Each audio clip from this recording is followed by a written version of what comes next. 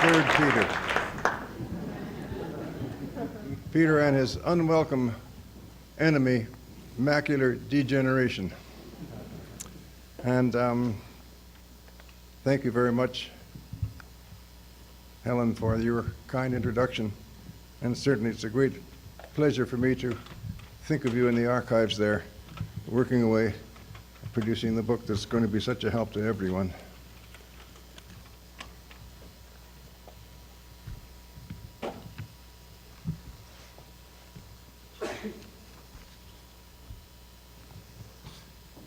A little bit of history.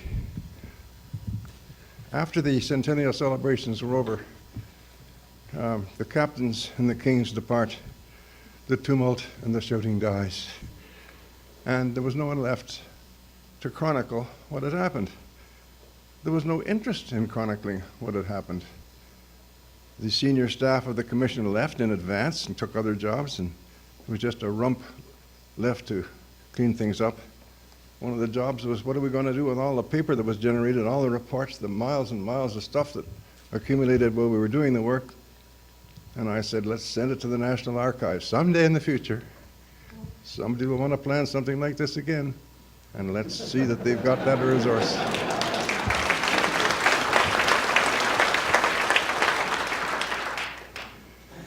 But 20 years later, I decided I had the time, and I would write the history, so I did.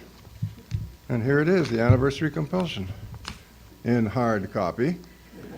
Modern technology is going to give it to you over the internet, which is a marvelous thing. Imagine how the staff had taken the trouble to scan every page and see that it's digitally reproduced for you.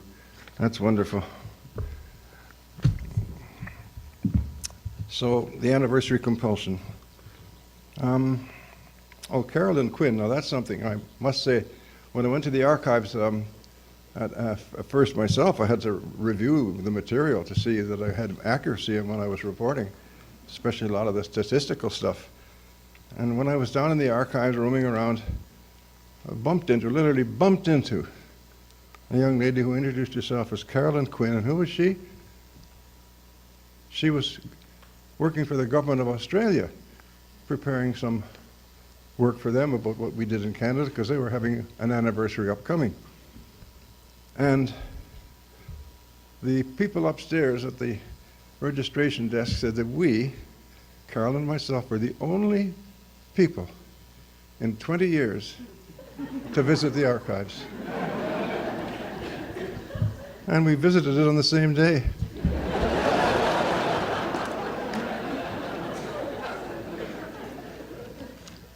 Serendipity and synchronicity and Dr. Jung have played a big part in my life, a good example. So the book was entitled, had a working title, How We Did It in 1967.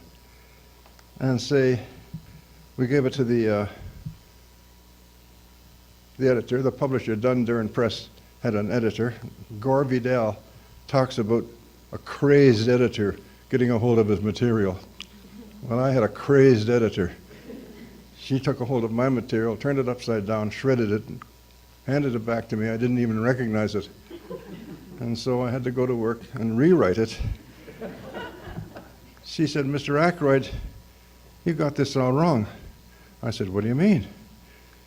She said, this book is about the anniversary compulsion. It's not about a chronicle of events. It's about why people do these things. And I said, yeah, I guess you're right.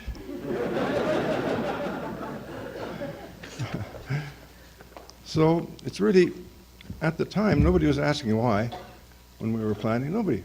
Just one of those things you did. There are two kinds of things that give this knee-jerk reaction. They are recurrent calendric dates. You can take that to the bank. There are milestones on the journey. Take that to the bank too. If they end in 0, boom. If you can divide them by 5, boom. So why 5? 5 fingers, 5 toes, 5 senses. I think there's some constellations of planets that is ordered in ranking of 5. Astronomers could tell us. I don't know why 5, but there it is. That's the trigger. 0 and 5. Living proof right here today. And also it's a passage. That's the other thing. And it's a passage from one stage to another stage in life. One period of 100 years, in the next case 150 years, and then the next one coming up. A birthday party is not a bad example of the ritual and the rites of passage. There's the cake, which is everybody sharing. There's the candles on the cake. There's the singing. There's gifts. There's the blowing out of the candles. There's the making a wish. And there's looking to the future. And then there's applause by everybody. Not a bad, simple little model to think about. The birthday party as a rite of passage. And let not us talk about Canada's birthday, please. It wasn't Canada's birthday in 1867. Canada was born 400 years earlier, and the father of Canada was Samuel de Champlain. My opinion. I went to the University of New Brunswick to help negotiate the participation of the province in the centennial celebrations. And I visited a sociology professor at the university, and he took me to lunch at the faculty club. And I asked him, did he know anything about the why of anniversaries? And he told me this little story. He said, when a person retires at 65, don't give them a gold watch. Gold watch reminds them of the time that's passed. They don't want to be reminded of that. Give them a down payment on a sports car. And we chatted a little about the whole thing and came up with 2 very, very salient points about all of this business about the anniversary compulsion. It's events like this that are being planned here today are a confirmation of identity. And the second thing is they sponsor reassurance and encouragement to continue the journey. 2 basic major strands or chords that run through all of this about the why. So I came back to Ottawa and we carried on, and then, as I say, 60 years later, 40 years later, 20 years later, I wrote the book. And I went to work and found out what the social psychologists and historians had to say about this anniversary compulsion. And I came up with some of the reasons why, after much research, people celebrate as they do. And I have here a little off-print, which is available somewhere, I guess outside there, of chapter 1 of my book, The Anniversary of Compulsion, which explains the research that I did in the subject area as to why people celebrate.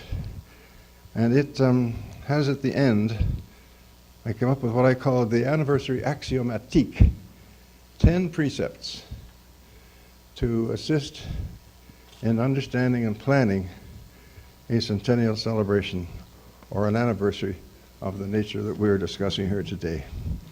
I can't read all the 10 because I'm going to be running out of time any minute now, but here's the first of the axiomatique. Reinforce the identity of the organism. In doing this, spend lots of time understanding all the dimensions of that reality. The 10th is, and I can't read all 10, make sure it's fun. but also allow for dignity and emotion. It is healthy to release the spirit through noise, through laughter, through tears, and through awe. The anniversary axiomatique, and you'll find it in the little pamphlet, and you'll find it online eventually when this comes online to you. The rest of the book, of course, is a chronicle of what happened, and Helen helped us by reciting a few of those things, and it tells how the axiomatic played out in all of the programs and projects of the Centennial Commission. So a final little story, a little piece of history. Around about 1958, when Ruby Kidd and the others were at work, and the Canadian Centenary Council was formed, the Royal Architectural Institute of Canada had a board meeting and said to their executive director, get in there and start turning things up, because there's going to be lots of work for architects in 1967, and we want a piece of the action. So he writes, and his name was Robbins Elliott, he writes a letter to the Ottawa Citizen, which got some people in Ottawa reading about it and thinking about it, so he was one of the ones. And the RAIC, along with Ruby Kidd and others, and the Canadian Centenary Council were responsible for this early gestation. It was very self-serving of the Architectural Institute. In the book, you'll see that the total capital cost in 1967 of 2,301 projects of lasting value, the total capital cost was $338,300,000 in 1967 dollars. Not a bad harvest for the architects of Canada, who I'm sure would get anywhere from 6 to 15% for the work. So the seed planted in Ottawa by the Canadian Centenary Council and all others who were working on it had its effect. In reviewing my book, the Montreal Gazette said, Akroyd explains in part only that the soul of Canada grew a little in 1967. Now, the soul is an abstract concept. You might want to say the psyche. Well, whatever it is, I'd prefer to say soul, personal, intimate. The soul of Canada grew a little. And now you are, by your work here, providing a vigorous stimulus to the positive evolution of the soul of the country.